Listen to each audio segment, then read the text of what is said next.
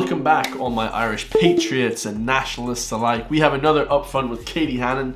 Today this one is called, and it relates to internet and social media, Polarization in Society and the Role of the Media. This one's going to be amazing. Make sure to drop a comment down below. We know that RT are bought and paid for, Virgin Media, News Talk, these platforms are all bought and paid for, and that the people hate them. We're about to hear what the public think, but take their opinion with a grain of salt, guys, because most of the Upfront with Katie Hannon, staff or whoever in the audience right there are just bought and paid for. So this one's going to be hilarious. Let's go. Maybe I'll ask you, Ciara, that in terms of the media's role in all of this. Yeah, I think the media has a role in all of this, and I think at times, truthfully, I think the media has failed in its role in all of this. One of the issues... That's an understatement. As I would see it, is that social media, and I don't really like the term mainstream media. I consider us, the jobs we do, the media. But the media... Hold on a second, lady. You are not mainstream media. I know you work for News Talk or Virgin Media. I am mainstream media. Me and Gript Media, along with a few other platforms, we get 500,000 views a month, 300,000 views a month. We have more subscribers than you. We are the mainstream media, okay? It's just that obviously, more people listen to the mainstream because, they're not, I'm not a public figure of any sorts, right?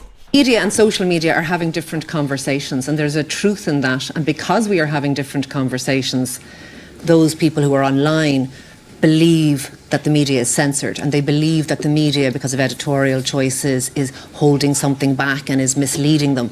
And 1000%. Everybody believes that. What I think the media has done, which I do think is a failure of media, is to allow certain conversations to only take place with the crackpots online. So people have mentioned things like immigration. Let's go on News Talk. I mean, News Talk had a woman on as a serious commentator on sex education who believes that there are symbols in the chairs in Crumlin Hospital that are paedophile symbols. News Talk had this woman on. Yeah, but Paul Murphy doesn't know what to call his baby boy, his beautiful baby boy, brand new baby boy. He doesn't know whether to call it a boy or a girl. So what the hell is he talking about? Paul Murphy is an absolute hypocrite. This guy's a fool, bro. Paul Murphy doesn't know what to gender his kids. I mean, this is cuckoo land, you know what I mean? Talk had a woman on as a serious commentator on sex education who believes that there are symbols in the chairs in Crumlin Hospital that are paedophile symbols. News Talk had this woman on. I didn't interview this person, and I don't know who that person is. You had Herman Kelly on, the leader of the Irish Freedom Party, who promotes the Great Replacement Theory, who said that Irish kids are going to be killed and replaced by migrants. Okay. So yeah, having Herman Kelly and these, right-wing guys, or whatever the mainstream call them, right-wing or left-wing or Marxist, whatever, on the left side, having these people on is great because, we get to know their actual true ideas. I'd have everyone on my show. Everyone. I'd flip and have every single person on my show because then you kind of get to delve into what their ideas are, especially if they're popular. You'll see, well, why is this person popular? Right-wing, left-wing, centrist, I'd have everybody on.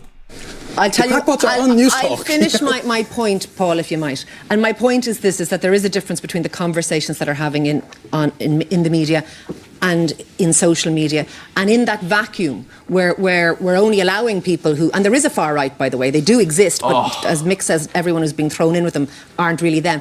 But while we allow the conversations on things like immigration, on things like gender ideology and all of those things to only take place online, and the media is running scared of them, the actual media, we're allowing those conversations to be dominated by misinformation and crackpots. And absolutely not. I'm not a crackpot. I'm absolutely professional. I'm actually a lot more intelligent than half these people on the show. I would know whether to label my son a Mr. or Mrs., you know what I mean, or my son or daughter. Okay, I actually have common sense, unlike a lot of these people. I think a lot of these presenters are actually very, badly spoken as well. So there's a few things that I'd be better on, I think. So what do you guys think in the comments down below? Also, having people on your show that are, she says far right and this stuff are crazy lunatics. Everything is far right now. If you guys say like, wow, gee, I don't know. If you guys say, you should label your baby boy this or whatever, or, you shouldn't have flipping, a cat litter in the bathroom for these kids now that think that they're cats and shit like that, then now you're far right. Or if you just, just really common sense, like the Enoch Burke thing, like, all this sort of stuff. Like now you're far right if you think this is the thing. It's completely ridiculous, guys. This is like a red herring. This is a thing to use to insult you so that you change your mind. For example, if I might say about RTE is vulnerable here, Katie. Today, I interviewed this morning, not a crackpot, Paul, Professor Donal O'Shea, because he spoke yesterday in the Sunday Independent about his concerns around the gender service here in this country, and he said that he's being silenced, he's being sanctioned, and all of this kind of stuff. Okay. He wasn't on RTE. If anyone was speaking about a different aspect of the health service, they absolutely would have been on RTE all day. And did you have a trans person on to speak about their experience? I was having an expert on about healthcare. And when's the last time you had a trans person on to speak about their experience as a trans person? We've had Tenny on loads of times, Paul. The point I'm making is Dude, Paul Murphy is like holier than thou. I'd actually love to have Paul Murphy on my show or on my YouTube. I'd have everyone on my show. Everyone. Herman Kelly, Paul Murphy. I'd have everyone on just to get their opinions on what the hell they think about different things. You know, it's good to have rhetoric, because then if you don't and you censor people, that's now when wars start. You know. Organisations in the mainstream media like RTE run scared of issues, and not just RTE, by the way, run scared of issues. It all happens online in a space that is misinformation led and is dangerous, and we need to, as media people, be more professional and talk about stuff. Most women in Ireland are more masculine than the men of Ireland. I would say most women that I meet are far more masculine or far more badass, let's use that word, than the men. A lot of men. It's ridiculous. Ireland has just shifted like crazy, man. It's unbelievable. I hate now saying I have to move on. That's fair. Because I feel like I'm shutting you down. But no, fair. That's absolutely a debate that we'll have, and we'll have to have in the studio. There's no doubt about that. Yes, Pat.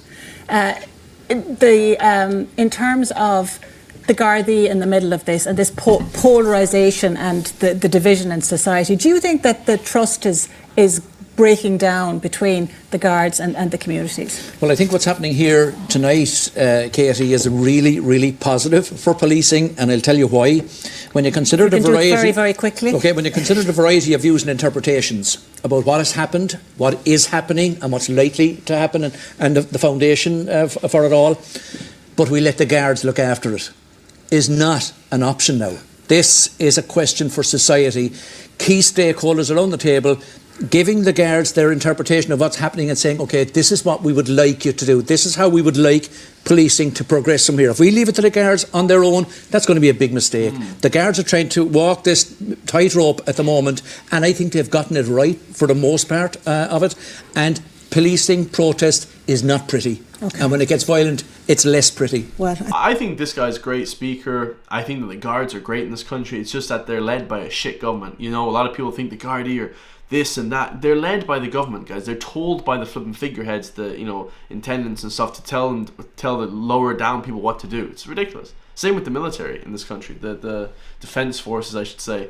But like everything here just seems like the top down, the government. You have this Paul Murphy, Simon Harris, with the flipping constitute of a prawn, of a shrimp, pencil neck dude telling the flipping the armed forces what to do. Like, come on, lads, this is ridiculous. I think we can all see that very quickly, Mick. Yeah. I mean, polarisation is a huge part of it. In fairness to Paul, I'm not saying that the far left is like the far right, is exactly the same as the far right. There are similarities in the way they go about their business. The likes of conspiracy theories, polarisation, misinformation, all of that sort of thing goes on. I mean, Paul, the greatest respect, your party produced a document earlier this year where you suggested that should a non-Fianna Fáil, Fine Gael government take power, the Gardaí would be used by elements to remove them from power. You also suggested that wealthy people, and I don't know how you define that, would resort to far-right tactics to get rid of any such government. That's conspiracy theory. I only have a minute left, so I want Paul He's a hypocrite. Let's hear the man himself, the man of the hour speak. to respond. Okay, please. well, actually, the main thing I want to do is to say that